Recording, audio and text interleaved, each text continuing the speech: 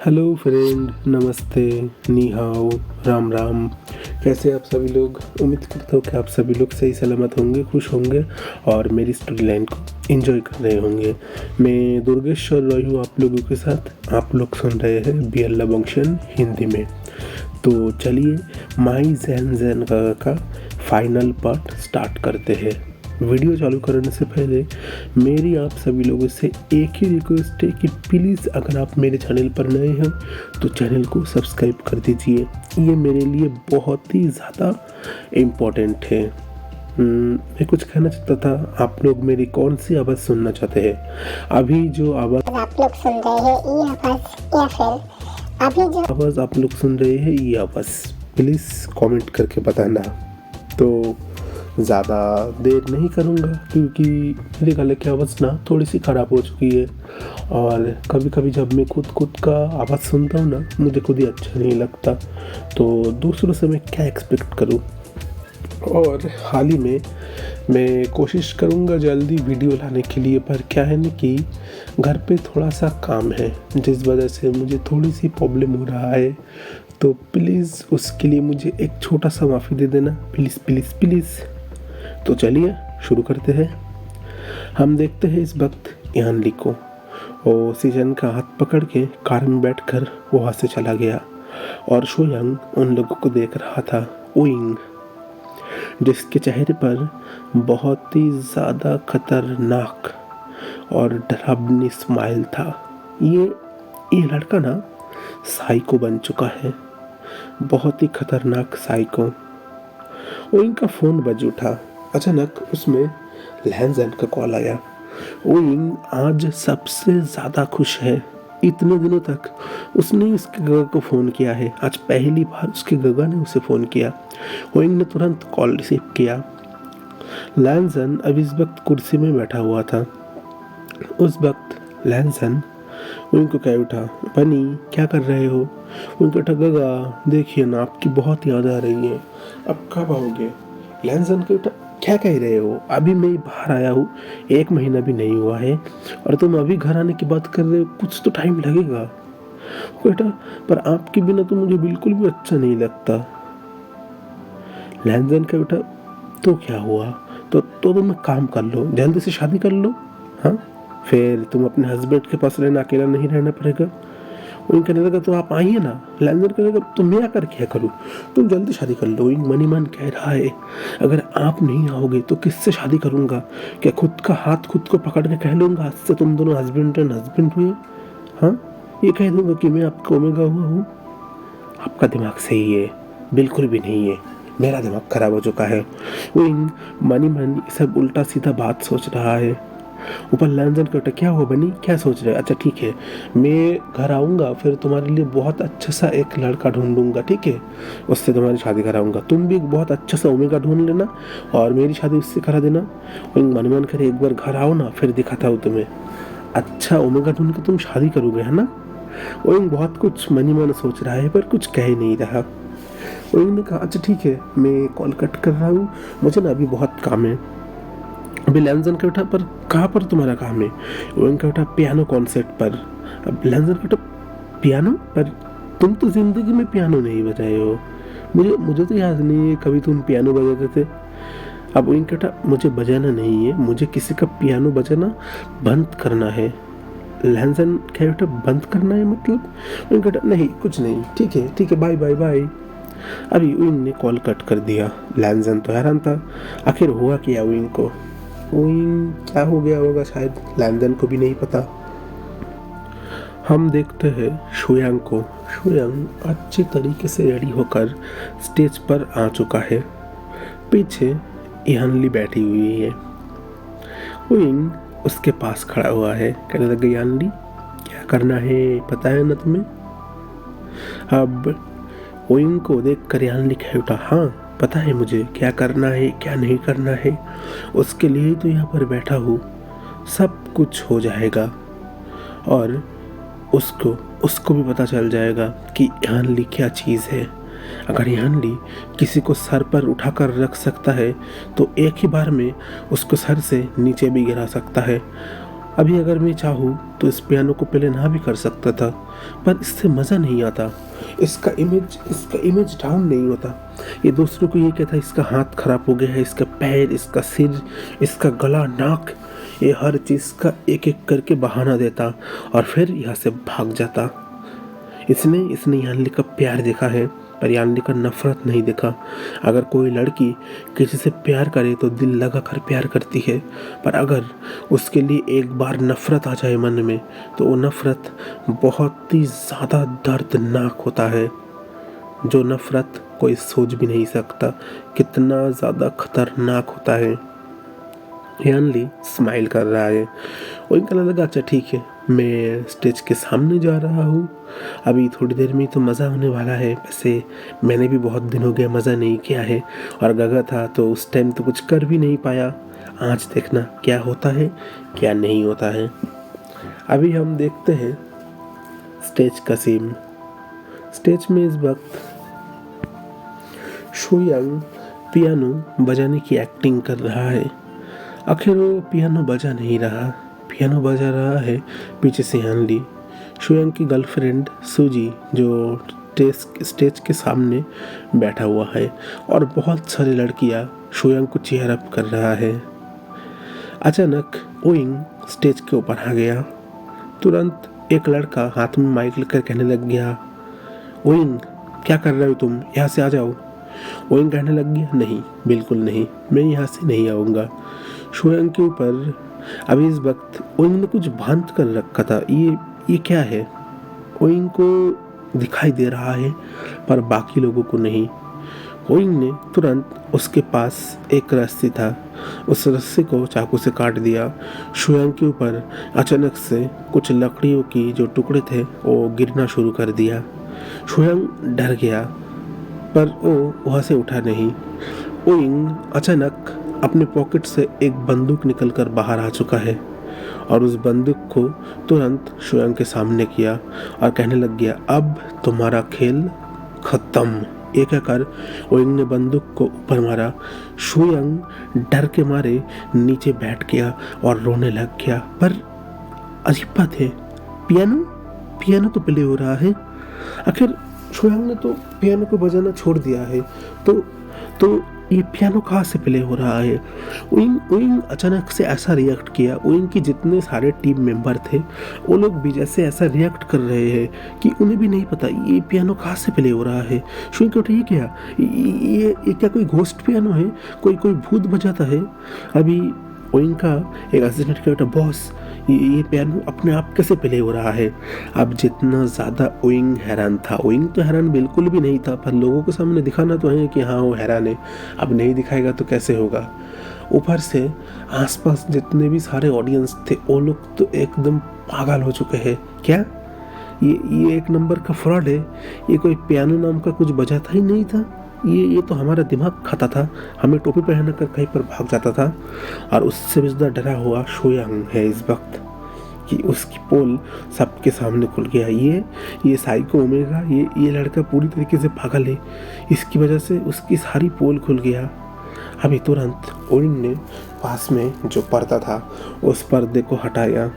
अंदर यान्ली बहुत ही प्यार से सुरीली धुन से उस पियानो को प्ले कर रहा है। अभी इस वक्त वो सारी पर्सन ये चीज़ देखकर हैरान हो चुके हैं। यान्ली वहाँ से उठकर स्टेज के सामने आ गया। जितने भी सारे लोग थे वो लोग यान्ली को चेयर अप कर रहे हैं और शुयांग को बुरा भला कह रहा है। इतनी सारी इज्जत जो चीज़ शुयांग ने कमाया था वो सब जैसे आज मिट्टी में मिल चुका है। ओइंग तुरंत माइक में कह उठा, मुझे अभी कुछ अनाउंसमेंट करना है।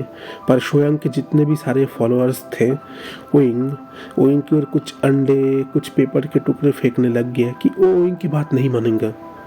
ओइंग बहुत ही ज़्यादा गुस्से में आ गया। फिर से उसने ऊपर और एक गोली फायर किया। उसके जितने भी सारे वहाँ पर ओइंग के लोग थे उन लोगों को ऑर्डर दिया, अगर इन लोगों ने कुछ और किया तो इन्हें मारने से पहले दोबारा मत सोचना, मेरी इजाज़त की भी ज़रूरत नहीं है। वहाँ पर जितने भी सारे लोग थे तुरंत डर गए। हर किसी को पता है विंग कितना बड़ा साइको है, और लैंजन जब तक था विंग का साइकोनेस थोड़ा सा कम था। विंग जो भी हो ठीक है चल जाता था, उसका गुस्सा कम था, पर अब लैंजन नहीं है। विंग जैसे इस वक्त एक पागल बन चुका है, और उसके सामने इस वक्त कोई आया तो विंग उसका जो हालत करेगा वो जिंदगी में भी नहीं सोच सकता। सारे लोग डर कर स्टेज पर बैठ गए। एक लड़का उसने अपनी गर्लफ्रेंड को झगड़ने करने लगा, प्लीज़ मुझे बचा लो, ये लड़का पागल है, ये मुझे मार डालेगा, ये इसका दिमाग खराब है। उसके गर्लफ्रेंड का अरे तुम क्यों उसे गुस्सा दिला रहे हो, हम यहाँ पर पियानो सुनने आए थे, चुपचाप सुनकर ऐसे चले जाते, तुम्हें क्या जरूरत था कुछ बोलने का। वो कह बेटा गलती हो गई, प्लीज़ विंग अच्छा है, प्लीज़ उसे कहना मुझे कुछ मत करे, नहीं तो उसने अगर मुझे मार दिया तो मैं तुमसे शादी कैसे करूँगा, और मैंने तुम्हारे और मेरे बच्चे का नाम भी ठीक कर लिया। उस लड़की ने उस लड़की के सिर के ऊपर जोर से एक मारा करके, चुप ज़्यादा बात करता है, चुपचाप बैठे रहा। इधर विंग कहने लगा, मुझे आप लोगों से कुछ कहना है, मैं आज कुछ सच रिवील करना चाहता हूँ। इधर शुयांग स्टेज के ऊपर आ गया। शुयांग यानली की ओर देखा, कहने लगा, यानली तुम भूलो मत, मैंने तुम्हारा जान बचाया था। यानली कहता, तो तुमने मेरा जान बचाया, ठीक है, मैंने मान लिया। यानली अपने हाथों पे नहीं लगा। फिर उसने उस माइक को पकड़ के कहने शुरू कर दिया कि मुझे आज आप लोगों से कुछ बताना है। बचपन में ना मैं खो गया था और एक लड़के ने मेरा जान बचाया। मैं उस लड़के के ऊपर बहुत ही ज़्यादा आभारी हूँ। शुयांग को मैं तब से हमेशा मदद करता हूँ। मैं खुद एक बहुत अमीर फैमिली का लड़की हूँ, पर फिर भी मैंने खुद की आइडेंटिटी रिवील नहीं किया। मैंने शुयांग को इस फैमिली का लड़का बता दिया। जो चीज़ मुझे मिलना चाहिए था वो हर एक चीज़ शुयांग को मिलता है। आप लोग जो कार देखते हो ना, वो कार मेरी है, पर उसमें मैं नहीं शुयांग को बिठाता हूँ, और उस कार के जो ड्राइवर है वो उसके पापा है। यानली हर एक बात कह रहा था। उसने शुयांग के बारे में कहना शुरू कर दिया, पर ये लड़का ये बिल्कुल भी अच्छा नहीं है। इसने मेरे साथ रिलेशन में रहते हुए भी कॉलेज के बहुत सारे लड़कियों के साथ रिलेशन बनाया, मेरे पैसे से एंजॉय करता था, और मुझे ऐसे ट्रीट करता था जैसे मैं उस घर का सर्वेंट हूँ। यानली अपने हर एक बात कह रहा था। अब स्टेज में जितने भी सारे लड़के लड़कियां थे, कुछ लोग इस बात के यकीन कर रहे थे, कुछ लोग नहीं कर रहे थे, क्योंकि सबूत के बिना बात करना बहुत ही ज़्यादा मुश्किल है। पहले वहाँ पर अब विंग आ चुका। विंग ने अभी इस वक्त कहा कि मुझे लगता है आप लोगों को सही से जांच करना चाहिए, कौन क्या है कौन क्या नहीं है, और आज से इसी वक्त से आप लोगों को बहुत अच्छी तरीके से पता चल जाएगा कि कौन सी फैमिली का कौन बेटा है और कौन बेटी है, कौन ड्राइवर का बेटा है और कौन प्रिंसेस है। विंग के चेहरे पर स्माइल था। शुयांग यानली के पास आकर कहने लगे, यानली तुम सही नहीं कर रहे हैं। यानली ने आज बहुत ही जोर से शुयांग के चेहरे पर एक स्लैप मारा और कहने लगे, तुम्हारी यही औकात है। मैंने मेरे घर पर तुम्हें रहने का जो इजाज़त भी दिया था वो मैं आज तुमसे छीन रहा हूँ। मेरे घर पर तुम और तुम्हारे डैड नहीं रहोगे। क्या कह रहे थे तुम्हारे डैड? हाँ, क्या कह रहे थे कि यानली अगर तुमने ज़्यादा बात किया मेरे बेटे से तुम्हारी शादी नहीं कराऊंगा। तुम्हारे फैमिली में बहुत ज़्यादा रूल्स है ना, तो तुम्हारे फैमिली का रूल्स तुम्हारे पास ही रखो। मुझे तुम्हारी घटिया फैमिली में जाना भी नहीं है और उस घटिया फैमिली के रूल्स से कोई मतलब भी नहीं है। मुझे तुम्हारे फैमिली का रूल्स तुम्हारे पास ही रख दो, ठीक है। यानली कहे उठा, ये आज मैं और एक बात कहना चाहता हूँ। मेरे पैसे से पला बड़ा है, पर मेरे साथ इसने जो किया है उसकी सज़ा तो इसे मिलना ही चाहिए। यानली ये बात कह चुका। यानली की आंखों में आंसू था। उसने एक गलत पर्सन से प्यार किया, जो पर्सन उसके प्यार का काबिल ही नहीं था। पर सही टाइम रहते रहते यानली समझ गया। हाँ, यानली मानता है विंग थोड़ा सा पागल है, थोड़ा साइको है, बात पर किसी के ऊपर भी हाथ उठा देता है, पर इसका मतलब बिल्कुल भी ये नहीं है कि विंग बुरा है। विंग के अंदर बुराई नहीं हो सकता। विंग बहुत अच्छा लड़का है। अभी यानली और उइंग दोनों ही स्टेज से नीचे उतर गए। शोयांग के जितने भी सारे फॉलोअर्स थे उनमें से कुछ फॉलोअर्स शोयांग को बुरा भला कहने लग गए, वहाँ से चले गए। सूजी खुद शोयांग के पास आ गया। सूजी शोयांग को कहने लग गया, मुझे कुछ पैसे की ज़रूरत था मेरे डैड के इलाज के लिए। शोयांग कह उठा, पर मेरे पास पैसे नहीं है और तुम्हें मैं इतना पैसा देता हूँ, वो सब किधर गया? सूजी मन ही मन कह रहा है, मुझे भी तो चाहिए कुछ पैसे, और जितना लूट सकूँ इसको लूट लेता हूँ। आज या कल ये ज़रूर गरीब बन जाएगा, फिर इससे मुझे 2 रुपया भी नहीं मिलेगा। उससे पहले इसे जैसे भी करके हो मुझे लूटना होगा। इधर हम देखते हैं यानली की फैमिली का सीन। शोयांग और उसके डैड का जितने भी सारे सामान था उस घर से बाहर निकाल दिया गया। शोयांग के डैड बाहर थे, वो यानली को कह रहे थे, पर तुम्हारे और उसके बीच जो भी तरीके का झगड़ा हुआ है उसे तुम लोग सॉल्व कर लेना, ऐसा मत करो। यानली कह उठा, सॉल्व कर लो मतलब? एक नौकर होकर अपने मालकिन से बात करते हो, बल्कि तुमने जो मेरे साथ किया है, मेरे कार से मुझे ही धक्का देकर बाहर निकाला, सबके सामने तुमने मेरी आइडेंटिटी ना बोलकर अपने बेटे को इस फैमिली का वारिस कहा। वो कह उठे, पर मेरा बेटा ही तो है इस फैमिली का वारिस। तुम्हारे साथ जब मेरे बेटे की शादी हो जाएगा तो उसे ही तो ये प्रॉपर्टी मिलेगा। यानी कि बेटा एक फूटी कौड़ी भी नहीं मिलेगा। किसने कहा तुम्हारे बेटे के साथ मैं शादी करूँगा? और इसका मतलब तुम लोग मेरी प्रॉपर्टी के लिए मेरे साथ हो? वो कह उठा, नहीं ऐसी बात नहीं है, मेरा बेटा तुम्हें ऐसे ही प्यार करता है। यानी कि हाँ तो ठीक है, ऐसे ही प्यार करने दो। जैसे बहुत सारे लड़के कॉलेज में मेरे पीछे आशिकों की तरह घूमता है, तुम्हारे लड़के को भी उसी एक लाइन के अंदर दे देना, वो भी ऐसे ही घूमेगा। सही होगा, बहुत सही होगा। और वैसे तुम्हारा बेटा मुझसे ऐसे ही प्यार करता है ना, तो क्या ज़रूरत है सिर्फ पैसे की? वैसे ही जा सकता है। अभी वहाँ पर शोयांग आ चुका है। शोयांग ने यानली की ओर देखा और कहने लगा, तुम ऐसा क्यों कर रहे हो? यानली कहते, ज़्यादा बात मत करो, मेरे फैमिली से अभी निकल जाओ। कोई भी ज़रूरत नहीं है मुझे तुम लोगों की। तुम लोगों का जितना भी सारा काम था वो काम अब ख़त्म हो चुका है। अब मेरे फैमिली से निकल जाओ। यानली ये कहकर वहाँ से चला गया और सिक्योरिटी गार्ड ने घर का दरवाज़ा बंद कर दिया। अभी इस वक्त शोयांग और उसके डैड वो लोग नीचे बैठ गए। अब क्या करें, कहाँ पर जाए वो लोग अब उनके गाँव जाने के अलावा और कोई रास्ता नहीं है। पर वो करे तो करे क्या? इस चीज़ को लेकर दोनों हैरान हैं। अभी यानली ने सोच रखा है कल वो सिचन को एक बहुत ही बड़ा प्रपोज करेगा।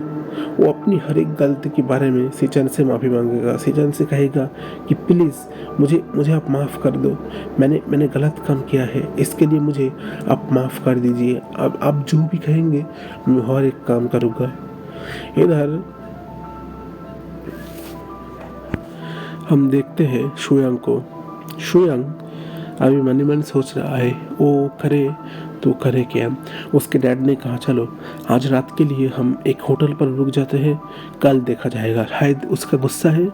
अभी शोयांग का सब उस उइंग की वजह से है। वो साइको ओमेगा अगर नहीं आता उसका मेरे बीच, मैंने जैसा करके यानली को घुमाता था वो मेरे पीछे कुत्ते की तरह घूमता था। मैं उसको जो बोलता था वही करता था। उसने कभी भी मेरे ऊपर बात नहीं किया, पर सब उस उइंग की वजह से हो रहा है। शोयांग के डैड कहता, पर हम उस उइंग का कर भी तो कुछ नहीं सकते। कहता, किसी ने कहा नहीं कर सकते, मेरा तो मन करता है उसे जान से मार दूँ। उसके डैड कह उठा, ऐसा कभी भी सोचना भी मत, वो लड़का पागल है। अगर हमने उसको थोड़ा खरोच भी देने की कोशिश कर दिया वो हमें जान से मार देगा। उस लड़के की किसी के साथ नहीं चलता।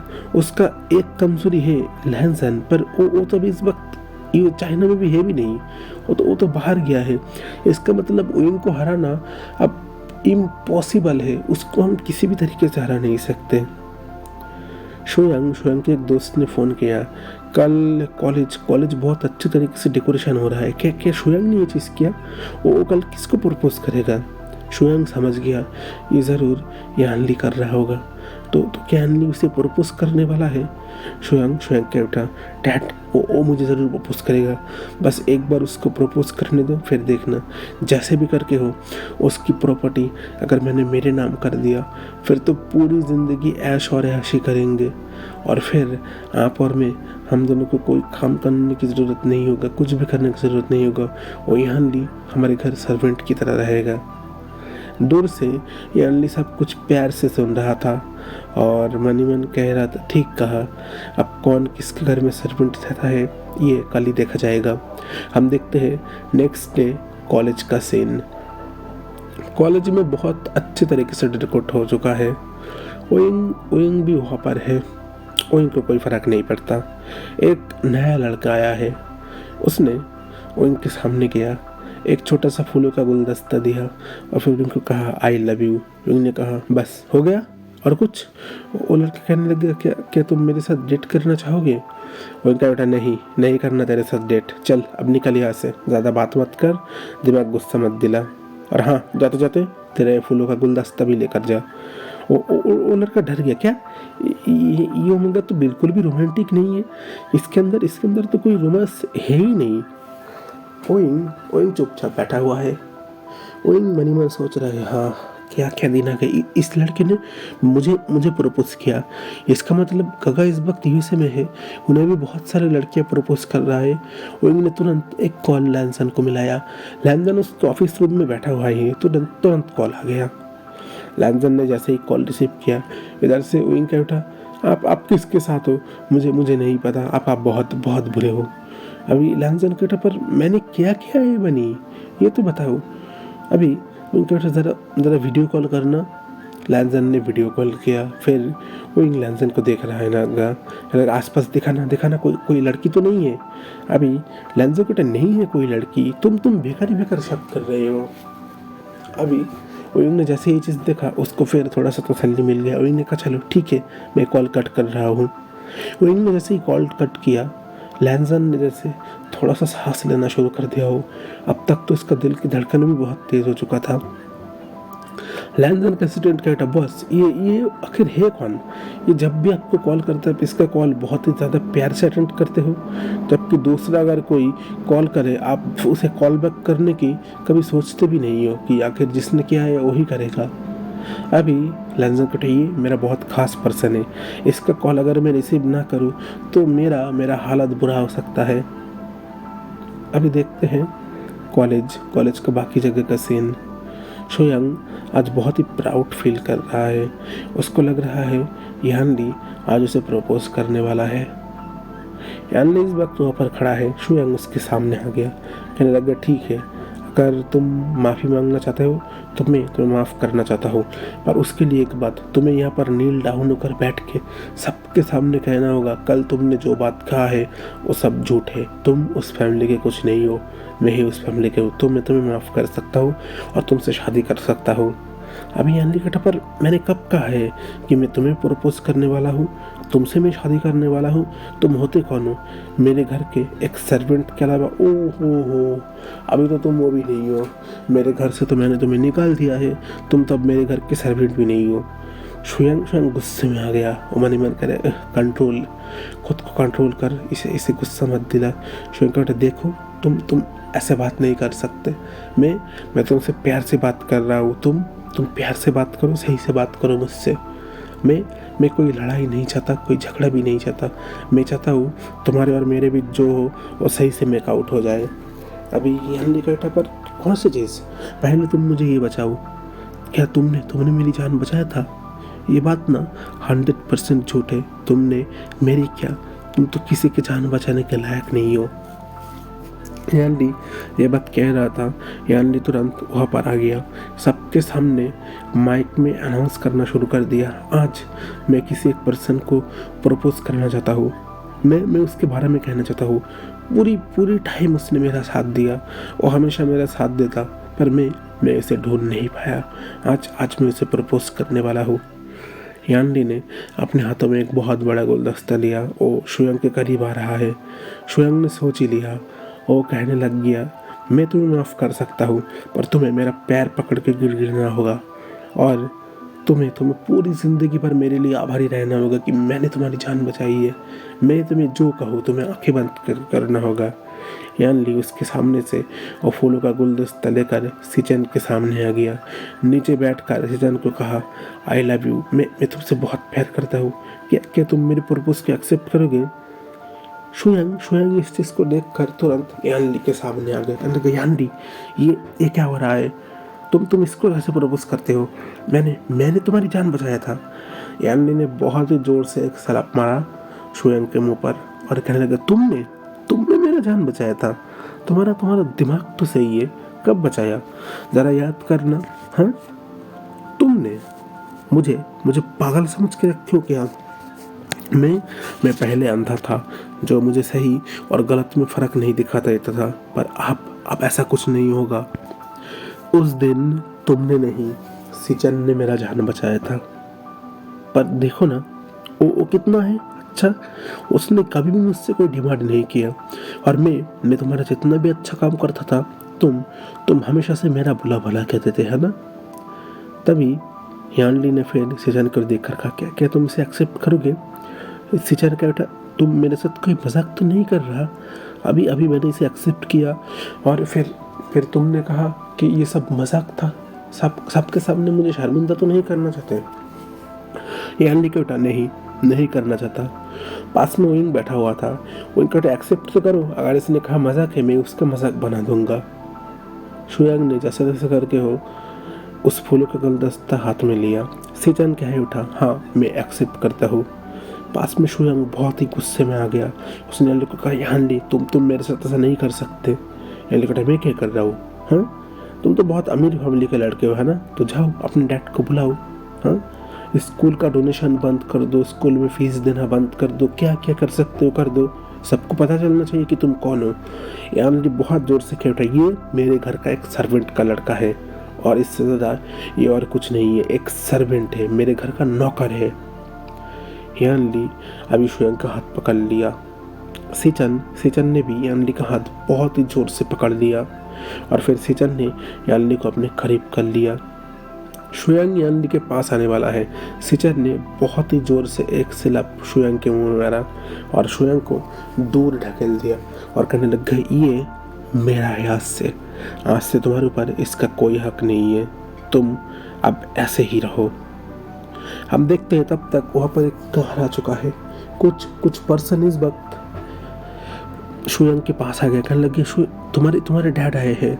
शुयांग सोचने लगा, मेरे डैड इस वक्त यहाँ पर क्या कर सकते हैं? और उन्हें कहा, और पता है तुम्हें इस वक्त और जो यानली है उसके डैड भी आए हैं। तुम यानली की डैड के बारे में यानली से इतना ज़्यादा शिकायत करना, तुम्हारे डैड के साथ देखना इन दोनों का ज़िंदगी बर्बाद कर दे।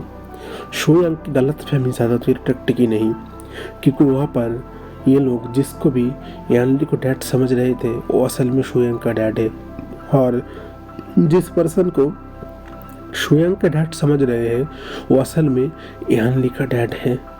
वो लोग अपनी गलत फहमी में जी ही रहे थे, तब तक यानली के डैड आ गए। कुछ शुयांग के सपोर्टर्स उसके पास आकर कहने लगे, आपका बेटा बहुत तकलीफ में है। ये पागल लड़की ये कह रहा है कि ये आपकी बेटी है और ये कॉलेज आप लोग ओन करते हैं। ये ऐसे बहुत सारी बात कर रहा है। अभी वो पर्सन कह उठा, तो गलत क्या कहा है? यानली मेरी बेटी है। ये शुयांग कौन है? मेरा तो कोई बेटा नहीं है, मेरा तो बस एक बेटी है। जितने भी सारे शुयांग के फॉलोअर्स थे वो लोग हैरान हो चुके, क्या इतने दिनों तक शुयांग उसे झूठ कह रहा था। अभी शुयांग चुप था। पास में शुयांग का डैड था। यानली के डैड कह उठा, मैंने तुम दोनों पर यकीन किया था, पर तुम दोनों ने जो काम किया है मेरी बेटी ने बिल्कुल सही किया है मेरे घर से निकालने कर, और अब तुम लोगों के साथ मेरा कोई रिश्ता नहीं है। बहुत मदद कर लिया, बस दोस्ती की खातिर ही सही, दुश्मनी की सही, जो भी सही, मैं कुछ करना नहीं चाहता, पर अब मैं चाहूँगा तुम दोनों सही से रहना। यानली के डैड यानली के पास आ गया। फिर उसने शुयांग को कहा, क्या तुम मेरी बेटी को संभाल सकते हो? शुयांग कहता, हाँ मैं पूरी ज़िंदगी से संभालूंगा। विंग कहने लगे, अगर नहीं संभाला तो देखना मैं तेरा क्या हालत कर दूंगा। विंग स्माइल कर रहा था। हम देखते हैं शोयांग को। शोयांग जाकर यानली के डैड के सामने नील डाउन होकर बैठ गया। कहने लगा प्लीज़ अंकल मुझे माफ़ कर दीजिए, मैं बस एक लास्ट मौका चाहता हूँ। मैंने जो भी गलतियाँ किया है वो हर एक गलती को मैं सुधार दूंगा। वो तुरंत शोयांग के सामने आ गया, अपने फ़ोन में एक वीडियो प्ले किया जिसमें शोयांग किसी और एक लड़की के साथ इंटीमेट हो रहा था। अब वहाँ पर वहीं के जितने भी सारे रूममेट थे उन सब के हाथों पर फ़ोन था और सब में शोयांग का एक एक वीडियो था जिसमें वो अलग अलग लड़कियों के साथ क्वालिटी टाइम में था। अभी कहने का जो इतने लड़कियों के साथ ये सब किया है उसका क्या होगा। वैसे तुम्हें एक प्यारी सी बात बता दूँ, बहुत ही जल्द तुम्हें पुलिस लेने आने वाली है फ्रॉड के केस में। तुमने आइडेंटिटी चुराया, तुम दूसरे लड़कियों के सेड्यूस किया, बहुत से लड़कियों के पैसे के नाम से ब्लैकमेल किया, बहुत का तुमने रेप भी किया है अपने ताकत की वजह से, है ना। तुमने उनको ब्लैकमेल किया है, तुम्हारे पास पैसे है, तुम ये कर सकते हो। तो अब पुलिस के पास जाने के लिए तैयार हो जाओ, वैसे वहाँ पर तुम्हें बहुत प्यार मिलेगा। शोयांग ओइन का पैर पकड़ कर रो रहा है, प्लीज़ मुझे माफ़ कर दो, मुझसे गलती हो गया, मैं आइंदा से ऐसा नहीं करूँगा। उनका तो गलती हो गया, तुम आइंदा से ऐसा नहीं करोगी, पर उसके लिए तो तुम्हें होना चाहिए, पर तुम तो उसके लिए होगे नहीं। और तुम्हारे डैड को भी तो पुलिस लेने वाला है। तुम्हारे डैड ने गैम्बलिंग करके जितने भी सारे कर्ज लिया है उसको चुकाएगा कौन। इधर शोयांग सूजी का पैर पकड़ लिया, कहने लगा सूजी प्लीज़ मेरी मदद करो, नहीं तो मुझे पुलिस आकर पकड़ कर ले जाएगा।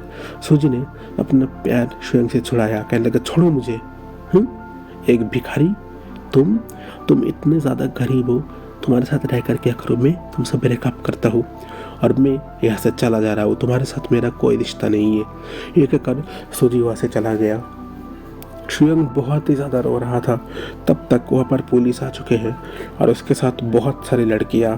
कुछ लड़कियों का दावा ये है शोयांग ने उसे ब्लैकमेल किया है, कुछ लड़कियों का बात ये है कि उसने उसके साथ ज़बरदस्ती किया है अपने पैसे का डर दिखाकर, अपने पास पावर दिखाकर। बहुत से लड़कियों का बहुत सारा बात था और पुलिस ने उन सब का बात मानकर शोयांग को अरेस्ट किया। उसके डैड ने जो गैम्बलिंग खेला था उसकी वजह से उन्हें भी अरेस्ट किया गया और दोनों को ही जेल ले गया। इधर उनका लगा फाइनली मेरा काम अभी हो चुका है, अब मुझे भी थोड़ा रेस्ट चाहिए, मैं थक चुका हूँ बहुत। सेचन कहता थैंक यू विंग, तुमने मेरी बहुत अच्छे से मदद किया, नहीं तो ये सच कभी भी रिवील नहीं होता। विंग कहता इसमें शुक्रिया की क्या बात है, जो जिस चीज़ के लायक है मैं उसी चीज़ किया हूँ। पर विंग तुम्हें पता कैसे चला। विंग कहने लगा कुछ नहीं, ऐसे ही पता चल गया बस, क्योंकि मेरा भी आंखें हैं, मैं भी देख सकता हूँ। मुझे बहुत अच्छी तरीके से पता है किसने क्या किया था, क्या मदद किया था, मुझे हर एक चीज़ के बारे में पता है। विंग फिर कहने लगा ठीक है मैं जाता हूँ, तुम लोग अच्छे से रहो। इधर हम देखते हैं शोयांग उसने यानली का हाथ पकड़ लिया। सेचन फिर यानली को कहने लगा मैं तुमसे प्रॉमिस करता हूँ मैं कभी भी तुम्हें धोखा नहीं दूंगा और मुझे कोई अमीरों की आइडेंटिटी नहीं चाहिए, तुम जैसे हो ऐसे रहो, मैं मेरी तरह रहना चाहता हूँ। अगर मैं कॉलेज में फेमस हुआ तो मैं होऊंगा, अगर नहीं हुआ तो भी हो जाऊंगा, पर तुम उस चीज़ को लेकर टेंशन मत लो। यानली के चेहरे पर स्माइल था। हमारा फ्लैशबैक यही पर एंड करते हैं। लैन उसका आंखें तो बड़ा हो चुका है, वो अपने पास विंग को देख रहा है। ये ऐसा कर सकता है ये लड़का, पर ये तो बहुत मासूम है, इसको देखकर बिल्कुल भी नहीं लग रहा कि ये डेंजर हो सकता है। अभी इस वक्त यानली को तो नहीं, आप जितना सोच रहे हो विंग इतना भी नहीं है, विंग तो बस थोड़ा क्या है। विंग भी लैंजन की गोदी में बैठ गया, फिर कहने लगा हाँ सच में मैंने ज़्यादा कुछ नहीं किया है, मैं तो बच्चा हूँ, मैं इतना कुछ थोड़ी कर सकता हूँ, मुझे तो डर लगता है, आपको पता है ना। लैंजन ने अपने दोनों हाथों से विंग को कहने लगा मुझे पता है बनी, तुम मेरे प्यारे से क्यूट से मासूम से बच्चे हो, तुम ऐसा कर ही नहीं सकते। ये लोग ज़रूर ऐसे बढ़ा चढ़ा कर बोल रहे होंगे, तुम तो कितना ज़्यादा प्यारे हो। मेरे बनी को तो एक एप्पल भी काटना नहीं आता होगा और वो बंदूक चलाता होगा। विंग ने अपने पॉकेट की ओर देख रहा है, बंदूक अभी भी निकला हुआ है। विंग ने तुरंत उस बंदूक को अपने पॉकेट में डाल दिया। अभी यानली मनी मन सोच रहा है कौन से पागल लड़के के साथ दोस्ती किया और इसने शादी भी किया एक पागल के साथ ही, ये तो अंधा है, कुछ मानता भी नहीं है। यानली कहता चलो कुछ नहीं मानो तो नहीं माना, अभी ओंग जी ने उइंग को कहा, बनी तुम्हें डर तो नहीं लगा उतना सब कुछ में? उइंग कहने लगा, हाँ थोड़ा थोड़ा लगा था। लैंजन उइंग को ऐसे सहला रहा है जैसे उइंग एक बच्चा हो, और फिर लैंजन उइंग की टमी पर हाथ फैल रहा है, कहने लगा, बेबी सही है ना? बेबी हर्ट तो नहीं हो गया? अभी उइंग कहता, नहीं बेबी को कुछ नहीं हुआ, बेबी सही है। इधर हम देखते हैं रूम का सीन। रूम में इस वक्त उइंग बैठा हुआ है। लैंसन अभी रूम में आ चुका है। उसने गेट बंद कर दिया। फिर लैंसन बिस्तर के ऊपर बैठ गया। उइंग को उसके गोदी के ऊपर बिठा लिया। उइंग कहने लगा, क्या हुआ? लैंसन कहने लगा, कुछ नहीं, ऐसे ही मेरे बनी को देखने का मन कर रहा है बस। उइंग कहता, अच्छा बनी को देखने का मन कर रहा है तो बनी को प्यार भी तो करना चाहिए। लैंसन कहता, तुम बहुत ज़्यादा बोलते हो, बेबी को हर्ट हो सकता है। उइंग कहता, नहीं होगा, मैंने डॉक्टर से बात कर लिया है, थोड़ा करिए ना प्यार, मुझे आपका प्यार चाहिए। अभी लैंसन कहता, प्लीज़ अभी नहीं, देखो तुम अभी ऐसा मत करो, बेबी को एक बार आने दो, फिर बहुत प्यार करूँगा। उइंग रोना शुरू कर दिया। उइंग कहेगा, मुझे पता है आप मुझे प्यार नहीं करते, आप इस बेबी से प्यार करते हो, जब ये बेबी आ जाएगा आप मुझे छोड़ दोगे। लैंसन ने अपने दोनों हाथों से उइंग को हक कर लिया और कहने लगे, नहीं तुम्हें कभी भी नहीं छोड़ूंगा मैं, तुम मेरी ज़िंदगी हो, तुम्हें बहुत प्यार कर चुका हूँ मैं, तुम्हें नहीं छोड़ सकता। उइंग के चेहरे पर स्माइल था। उइंग स्माइल कर रहा था। तो फ्रेंड, हमारी स्टोरी उसकी यहीं पर ही हैप्पी एंडिंग होती है। अब आप में से बहुत से लोग मुझे ये सवाल कर सकते हो, कैसा था लास्ट का सीन, इसका एंडिंग ऐसा क्यों था, ये ऐसा क्यों था, लैंसन को पता नहीं चला, ऐसा बहुत सवाल कर सकते हो आप लोग मुझे। तो मैं एक बात बताना चाहता हूँ, लैंसन वो जब से उइंग से मिला है, उइंग ऐसा ही है, उसके सामने बहुत मासूम है, बहुत इनोसेंट, बहुत क्यूट। तो कोई एक पर्सन आ जाकर लैंसन को बताया, अब मैंने कहा फ्लैशबैक, इसमें यान ली ने हर चीज़ नहीं बताया है, कुछ चीज़ बताया है, कुछ चीज़ नहीं बताया है। तो लैंसन के सामने अगर उइंग की एक ऐसी इमेज आ गया तो उइंग इस चीज़ को एक्सेप्ट कैसे कर पाएगा, और लैंसन इस चीज़ को एक्सेप्ट नहीं करना चाहेगा। ऊपर से उसने जब कहा वो इस चीज़ को एक्सेप्ट नहीं करता, और यान ली ने भी कहा हाँ ठीक है, ऐसा नहीं है, तो लैंसन ने इस चीज़ को बहुत ही आसानी से यकीन कर लिया। ये जो स्टोरी था ये थोड़ा डार्क था, और डार्क स्टोरी ऐसी होती है, मैं इसमें इमोशनल सीन नहीं लग सकता, इसमें फनी आर्ट कैसे करूँ, क्योंकि उइंग स्टोरी में डार्क है। ये जो माई ज़ैनज़ेन स्टोरी है, आपने ज़रूर सुना होगा पूरा, ये स्टोरी डार्क है, और एक डार्क स्टोरी, इसमें मैं ज़्यादातर कोई फनी सीन ऐड नहीं कर सकता। और जो स्टोरी है ना, मुझे कभी कभी डार्क स्टोरी, क्लासिकल स्टोरी ज़्यादा पसंद आती है। हम अपनी इमेजिनेशन से बहुत ही ज़्यादा कुछ सोच लेते हैं जो एकदम अननेचुरल है, ऐसा कुछ रियलिटी होता नहीं है। तो ये जो स्टोरी है ना, मैंने जितना भी कोशिश किया है इसमें रियलिटी लाने का, मैं उम्मीद करूँगा कि आपको ये पसंद आया होगा। अब मैंने जब चैनल खोला था, मैं इसी बेसिक को टॉपिक बनाकर मैंने चैनल खोला था कि मैं कुछ रियलिटी या रियल बेसिक स्टोरी लाऊंगा। मैंने हाल ही में आपके साथ शेयर किया था चाइना का जो पॉलिसी है, चाइना में इस वक्त ड्रामा के लिए बहुत ही सख्त पॉलिसी बन चुका है। चाइना में इस वक्त कोई भी ऐसे वैसे ड्रामा नहीं देख सकता। मैं इस स्टोरी में एक बात कहूँगा, ये जो चाइनीज स्टोरी है, लैंसन को इसमें एक ड्रग दिया गया था जिसकी वजह से अनकंट्रोल हो गया था, पर आपको पता है रियल लाइफ में ऐसे ड्रग नहीं होता है, और जो ड्रग दिया भी जाता है इससे किसी का सेक्सुअल एक्टिविटी नहीं बढ़ता, बल्कि इसमें वो पर्सन बेहोश हो सकता है, उसको उल्टी हो सकता है, बॉडी में पेन हो सकता है, पर उसको सेक्स करने का मूड नहीं होगा। ऐसा कोई दवाई होता नहीं है रियल लाइफ में। चाइनीज़ ड्रामा में ना इसको बहुत ही ज़्यादा बुरी तरीके से दिखाया जाता है कि भाई ये ऐसा करते ऐसा है नहीं।